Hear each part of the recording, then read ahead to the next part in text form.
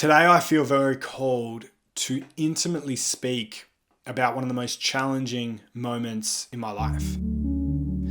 And the reason I feel called to speak into this is because there's so many people, and maybe yourself, that are going through a version of the same problem. It felt like I had to choose between success and a little bit of lacking integrity, or like complete truth, complete integrity, complete heart and soul and God's work, but I would never actually be able to make it work and never actually be able to make it fucking grow. And this problem tends to occur when individuals start to get some really good growth in their business. They start generating anywhere between 10 to 25K per month. And within that period, it's almost like it's fertile ground for this problem to occur, which is the problem that I was having. Now, what this problem is it's called the entrepreneurial halt. That's what I've coined it as. And it's usually a period where you've outgrown your strategies that got you to where you are right now. So you've implemented and you've worked and you've thought and you've felt and you've done and you've been a certain way to get to where you are. But now you're here, those certain ways won't get you to where you want to be. So then what ends up happening is you have a roller coaster consistently. And that roller coaster eventually starts to trend downhill. And you then end up being into a place like I was, where you're collapsed on the bathroom fucking floor, barely able to breathe, unable to move, feeling completely paralyzed, completely fucking exhausted, and completely hopeless because you don't know what the fuck you need to do to actually move things forward. Now, for me, I had just realized that parts of my business were deeply misaligned, and I had decided to pivot and change things and really start building a business that was the deepest, truest expression of my heart and soul. And what ended up having to happen there is a lot of entropy occurred, meaning the universe or the gods or the whatever or my unconscious eradicated all of the people that were no longer aligned to serve me. And sometimes I literally was like, no, we can't continue. And I got rid of $280,000 worth of clients. And I basically set myself back to square one. And when I was at square one, when I was at next to zero, I had to start things again. And I had to pivot and I had to change who I was working with. And I did that, but I couldn't get things moving again. And I remember feeling like I had just completely fucked it. I remember feeling like I had just completely ruined my life. And I felt this strange combination of pride that I was pursuing what really mattered, but also just deep shame and overwhelming frustration that I couldn't seem to build what I really knew I was here to build. The worst part about being in this phase, when I look back on it, when I look back on life, I don't think I really have many regrets at all, if any, but the one that I do have is how I treated myself in that moment. I was fucking brutal to myself. I was shaming the hell out of myself. I was judging myself something terrible. I had convinced myself that I was a complete fraud and that I was a complete imposter. Like, you're supposed to be this business coach. You're supposed to be someone who shows people how to grow their companies. And even though you've done that, despite all that, here you are, not able to grow your company, not able to actually do the things that you're supposed to be teaching. And it had been a few months of this, and I had just completely given myself dagger after dagger. I'm like, you're a fraud. You're an imposter here. You talk about imposter syndrome. This is through the fucking roof. You're never actually going to be able to make it. What are you actually even good at? Dude, what are you even fucking doing with your life? Like, what? I was brutal. I was absolutely brutal to myself. I would look at my wife and I would be like, she deserves so much more than you, man. And I would look at my friendships and I would feel just so fake. They would see me in this great light. I had these friends and these family members and these people that would just see me as this fucking king. And I was like, I'm lying to them. They see all this excellence in me, but it's not fucking true. Like, under the surface, I'm a piece of shit that's still struggling, collapsed on the fucking floor, unable to move and unable to breathe and unable to do anything. But the thing I didn't realize, team, is that I would then go on and I would then develop the systems to solve this problem. I would then go on to hire coaches and to put it back together and to build a business that ended up growing to 100,000 plus per month. I didn't realize that at the time. I also didn't realize that what I was going through in that moment is extremely, unexplainably normal and common. And if you're in that place, yes, there's some systems to get you out of there. Yes, we can likely help you expand out of there sustainably and predictably. But beyond all of that, if you're in that phase, the first thing that I want to say to you is I want to metaphorically put my hand on your shoulder and beg of you to actually just be a little kinder to yourself first and foremost. Because you're likely putting a level of pressure on yourself. You're likely putting a level of harshness on yourself, and you may even be putting a level of self-hatred onto yourself that you simply don't deserve. And it's simply unfair for you to be like this toward yourself. Now, it might not be something that you're doing every day. I wasn't doing it every day. It wasn't like it was just this absolute torture every single day. But there would be parts of it that would creep in every week. There would be moments that would creep in. There would be little triggers that would set me off, that would just have me speak to myself and to think to myself like an absolute demon. It was fucking disgusting. So what ended up happening? How did I end up then getting into a position where people are messaging me every day in the position that I was in, and I'm now flooded with clients that I'm helping move out of that exact same phase, move out of that entrepreneurial halt? Well, there were a few things that happened. The first thing was, I'm so hesitant to say this because it sounds so cliche, but it's the fucking truth. The first thing that occurred is I really genuinely decided to play all in.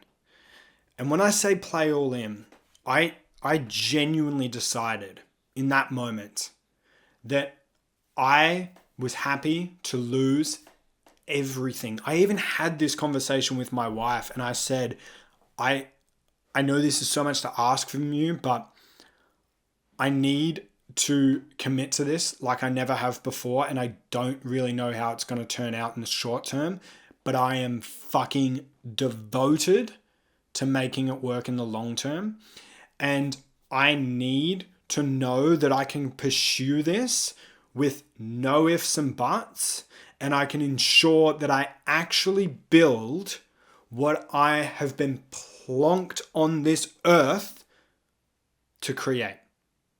And that was a moment where I decided I wasn't just going to help people make money. I wasn't just going to help grow some businesses to a few thousand per week. I wasn't just going to do that. I decided in that moment that I was only working with individuals that are here to leave the deepest fucking impact possible. I decided in that moment that I was only working with individuals of the highest level of integrity. I created all of these checklists and I created all of these non-negotiables and I created this commitment to myself that I was making it fucking happen. There was no questions about it. I didn't care if I lost all my money in the pursuit of it. I didn't care if I fell into debt in doing it. I didn't care. There was no negotiations anymore. I decided I was all fucking in on this and I was making it happen no matter how long it took. No matter how long it took. And from that position, so much became clear. I ended up seeing something that Scott Oldford, a coach of mine, ended up having to offer. And I was like, I'm doing it.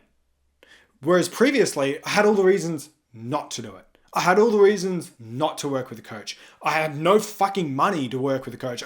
There was all the reasons why not. But when I decided to be all in on every level, the path became fucking clear because fear was not dictating me moving forward. So the first thing I did was I played all in, I hired Scott, and I started implementing like I've never implemented before. And from there, the journey started to really begin. And I started slowly and surely creating the business that I had always dreamt of. And it doesn't just end there, team. I want to make this really clear as well. This is not some fucking fairy tale here. It was continually challenging. But I think what the difference was I picked up the call. You know, I got on the path again. And I started implementing systems. I had some help from Scott around this, but I started creating my own systems around authentic dream client attraction. And that was the biggest thing. And that's the main thing that I teach today, is I teach people how to authentically attract their dream clients. And that was probably the thing that I was struggling with most. In my whole career, I struggled with this so intensely and so perpetually. And I even struggled with this with the work that I did with Scott and the work that I did with Jesse and the work that I did with other coaches. I still struggled with this. And I realized that was something that I needed to develop myself. I needed to create this model myself. And I needed to create a way that I, as Tom Clark and as no one else, as Tom Clark, how do I attract my dream clients? And this is what the mind reader effect, this is what the distillation process, this is what soul flow systems, all these things that we've developed, this is what it's all about now, is we show individuals how to understand themselves and how to create marketing systems out of themselves, not by following this copywriter. And not by like following this weird process that doesn't feel like the truest expression of ourselves. We actually show them how to understand themselves, be themselves at the deepest level, channel their heart and soul's calling, and sort of inject it into what it is that they're doing in a way that it magnetizes all their dream clients. So I started to do this, but it wasn't an easy journey. It wasn't then just one day I'm like, I'm all in now. The universe is just showering me in millions of dollars now. And I want to share this with you too. Once you take up the call fully and you play all in fully, there will be a relief. Because somewhere within you, you'll now know that you're on the actual path. And there will be a lot of comfort in that. But fuck, man, the path was rough. It was like hiking through Lord of the Rings style mountains barefooted every single day. It really, really was like that. even with the coaches, even with the everything. It was a soul quest. It was a fucking journey on every level. But there was part of me that fucking loved every moment of it. Because if you're like me, you're not here for an easy journey. You've probably known that since the moment you were fucking born. It wasn't going to be easy. You're a bit of a rogue. You're a bit of a black sheep. You're a bit of a change maker. So it's never going to be easy for any of us. However, I did know that I was then on the path. And I did know that I had committed and I was ready to just make it happen. So then I slowly and surely developed this system and created this system, and I moved myself out of it. I ended up being into a position where we were doing 50K months. And I was like, holy fuck, this is working. We're actually making this happen here. And I went from doing 100,000 to 2 to 3 to 600,000 a year. I started to really create so much fucking success with a lot of challenges along the way, a lot of stretching along the way. I think the important thing here is that I continued to stretch myself. In the past, I would get to a level of success and then become complacent and then say that, oh, I don't need coaches. Oh, I don't need this. Oh, I don't need that. I'm pretty cool, man. I'm pretty happy with how I'm going. I didn't do that this time. I continually challenged myself at every level.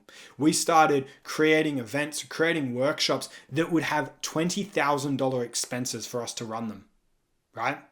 And we would have to invest this sort of cash before we even knew that we had tickets ready. We stretched ourselves, man, but we were strategic with it, right? And we ensured that every step of the way, we had coaches in our corner, we had advisors, we had financial teams, we had the plans, right? And we ensured that we were following proven strategies, and we made it happen. We then ended up in a position, I remember, during COVID, I remember looking at things thinking, holy shit, we did 108 grand last month. This month, we've just done 220 grand in sales. It's fucking wild. It was fucking wild. But it was challenging. And then even more recently, 2023, we had another version of the HALT. I realized again, fuck, I don't really want to be working with startup businesses anymore. I don't really want to be working with this kind or this kind or this kind or this kind or this kind of individual anymore. And I became really selective, again, even more selective about the kind of people that I work with. I decided that I'm predominantly working with individuals who have done at least 10K within a singular month before. People that have a little bit of momentum. Outside of Nexus, it's a different story. That's for anyone and everyone. But outside of that, the core people that I work with are established business owners. And when I decided that in 2023, at the start of it, I had to pivot again. And we had months there where we'd make nothing. We would have no revenue coming in for months because we were refiguring things out again. And then we figure it out. And then we figure it out. And then we figure it out. And now we've built it back to where it was again. And we're thriving again. And we're now in a position now in 2024 where it's probably the most powerful position that we've ever been in. Right? So I guess in totality, team, there's not this like tangible steps in this story, in this YouTube video and all the rest of it. But I do believe that if you listen back to this, you'll find some wisdom seeded into this story. And if anything else, you'll actually maybe just have a little bit more kindness for yourself throughout this journey. You'll realize that if you play all in, and you get on the fucking path and you do the things that you probably already know you need to do, and you continue to do it, and you continue to hike up those Lord of the Rings style mountains, you'll make it happen. You will make it happen. But it is going to require more responsibility from you than ever. It is going to require more commitment from you than ever. It is going to require more strategy and more support than ever. But if you're ready to do that, you like myself, like hundreds of my clients, will be in the same position a few years from now, where you are thriving, where you do have the freedom. I'm looking at my scuba tanks here right now. We're about to go dive another shipwreck. I'm looking at my hunting gear here. We're going to go over to New Zealand this year and do the most wild adventures ever. And I'll do it all on a moment's notice because I've built this insane freedom business, right? Where I can do whatever I want, whenever the fuck I want. I have the financial security now where I know I've got backing on backing on backing, and I know what's coming in next month, and we're building and we're growing. You'll have all of this. So be kind to yourself with where you're at right now. Buckle the fuck up and play all in. I hope this has been helpful for you in some capacity. If it has, please return the favor by just letting me know below that it's been helpful for you. Give it a like, subscribe. I'll see you on the next one.